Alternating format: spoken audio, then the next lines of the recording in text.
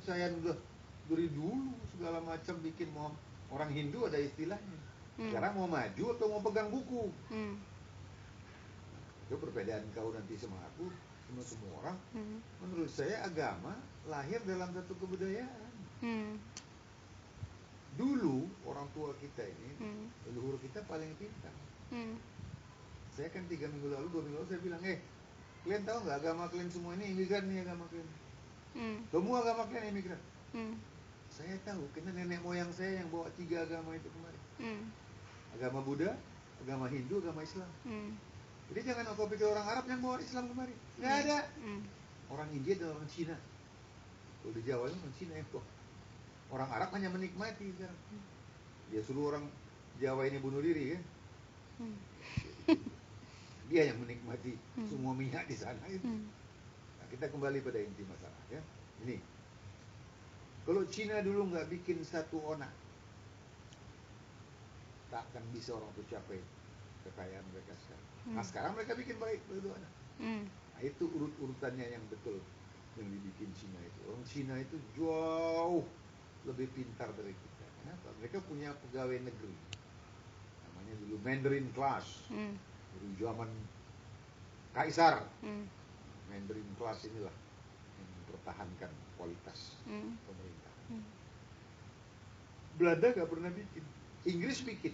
Nah, maka itu orang India, orang Malaysia bisa lebih maju dari kita. Karena mereka bikin civil service-nya. Tangga kedua apa? Kecukupan pangan dan gizi. Ya. Dan saya bisa jelaskan di mana sampai kecukupan pangan dan gizi. Habis itu pelayanan kesehatan yang menjangkau dan terjangkau. Habis itu pendidikan yang menjawab tantangan lokal. Baru kelembagaan yang mensenyawakan perekonomian perdesaan dengan kekotaan. Kan saya selalu katakan, kalau kita mau bangun perusahaan, kita cari orang yang paling pintar. Karena kita mau mengejar laba. Tapi kalau kita membangun bangsa, kita harus mulai dari mereka yang paling lemah. Kenapa?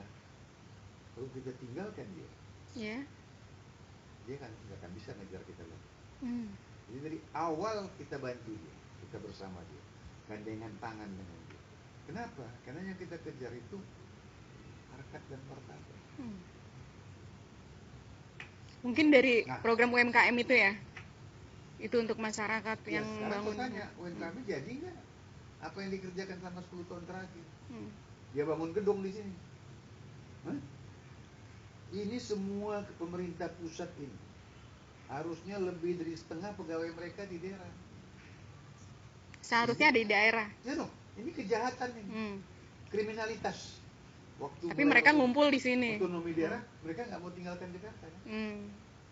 Kau tulis sana, kata Dilon ini kriminalitas.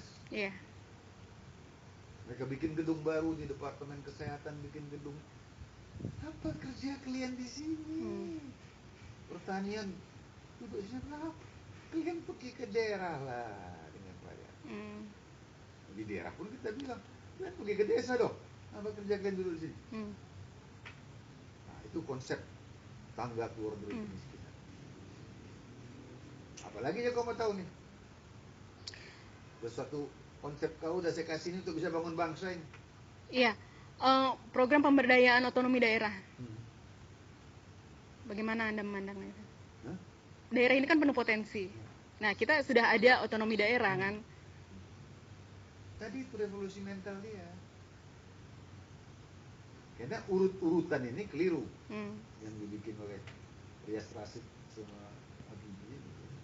Tidak boleh semua daerah diberikan wewenang yang sama. Kedua,